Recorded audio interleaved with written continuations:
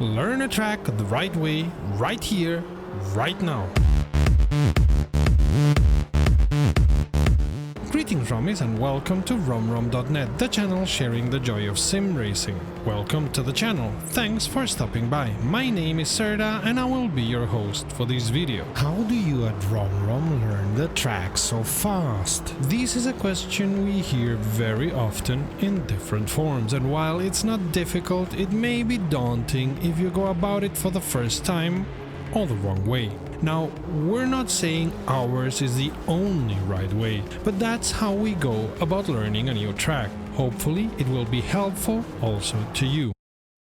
Go relax into the learning sessions, as stress or lack of sleep will hinder your cognitive skills. All in all, unless you're a pro driver, it's just a hobby. Go slow.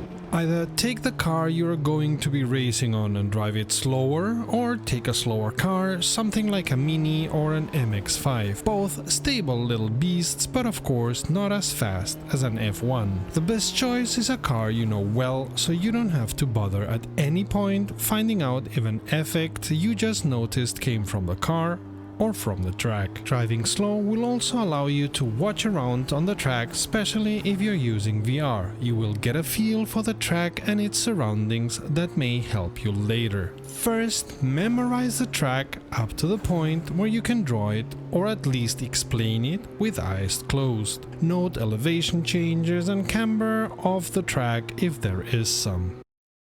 Now that you know how the track looks like and can recite it with eyes closed, get a first feeling of where to brake, where to go on the throttle and with how much pressure, and which gear to use where. Concentrate on things that don't change, like trees, curb starts and endings, barriers, changes in the track surface, etc. Numbers and advertisement boards are good, but what do you do when one of the other drivers drives through them? Note also that while there will be some slight changes, braking and throttle zones don't change that much no matter what car you take. The variation is not as much as people think. And while many sims offer racing line, we recommend you don't use it and get accustomed to learn the markers from the get-go. We talk from experience when we say learning with a racing line makes you mentally lazy. Furthermore, you'll learn the program braking and throttle points, which may or may not be the ones that fit your driving style. Then take note of any bumps in the road, especially at braking or throttling zones. Take note of curbs that unsettle the car. Drive slowly over curbs, see how strong the reaction of the car is. Drive ever so faster, but still within the limits. You are still learning the track, not yet pushing forward. Learn also how the pit entry looks like, where you have to brake when pitting, and how the pit exit looks like. You'd be surprised how many sim racers know the track perfectly and then screw up their pit stop royally. Been there, done that, learned a lesson. When you are consistent in your lap times and you've found a rhythm, only then you should go a step further and start pushing boundaries. Drive faster, drive more aggressively, find where you can use the curbs to your advantage, where you should avoid them. Start braking later, going sooner on the throttle. Also, start drawing a mental racing line. Remember to use all the track when doing so and try different approaches to see which one suits you better. Here it's helpful if you have a delta line that shows you if you're being faster or slower than on your last lap. Keep the behavior on lines that make you faster, forget those that make you slower. Find where you can use the gear to use the motor as part of the braking, go lower on the gears when braking. Sure, you'll spin or flat spot more often than not. The beauty of sim racing is that you can spin and crash as many times as needed and that you won't really ruin a new set of tires or a car. Help us create the content you love and become a patron. Let us spread our wings. Amongst other perks, it will fix your name for posterity like this, but you'll also get to know what we plan and what we're doing. So, a big thank you to our patrons. If you come here regularly, please consider subscribing. One reason why you see many of the pro drivers spin on practice is because they are doing what you are going to do now. trying to find the boundaries of the track.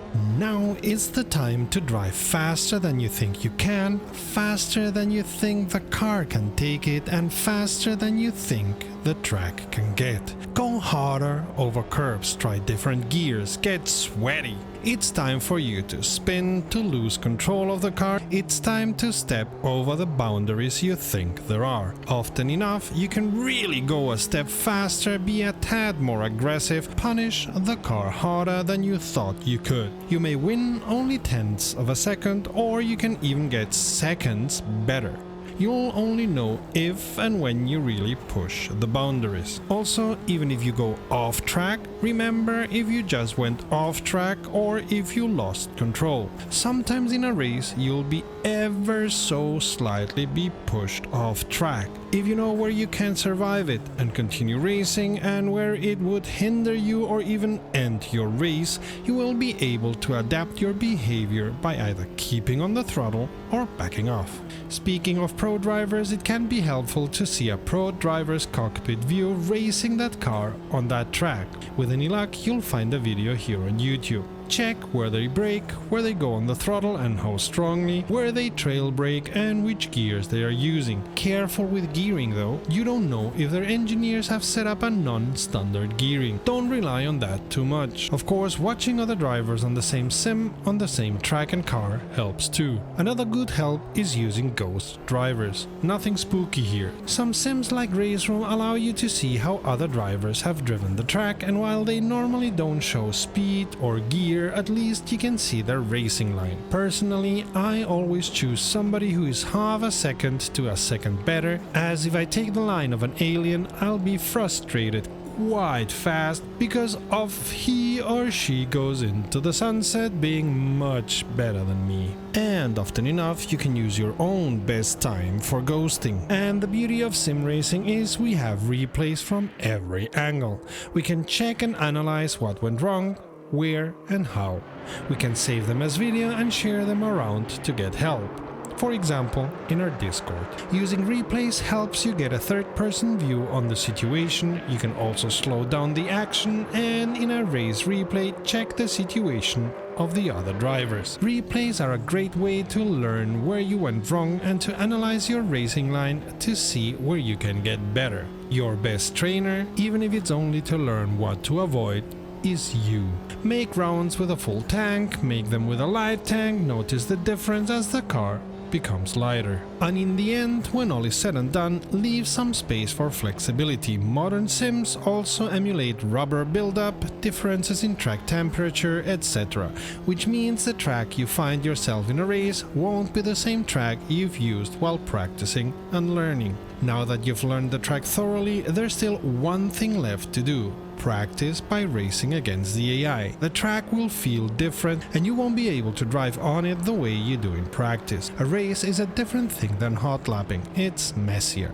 But practicing this way will push you to be better and is good training for racing against human drivers. Also, racing against the AI will give you a first impression of where there are good defending or attacking zones. But don't rely on them too much. AI behavior is different than human behavior. And every time you have a little bit of time but not enough to sim race, close your eyes and drive through the track in your mind. You can even do all movements needed if you're alone. Repetition, even if it's only imagining the drive, is the best way to learn a track. No repetition in our videos, so go check the playlist to the left or the video to the right. Until next time, save fuel, collect pickup, and we'll see each other on the podium.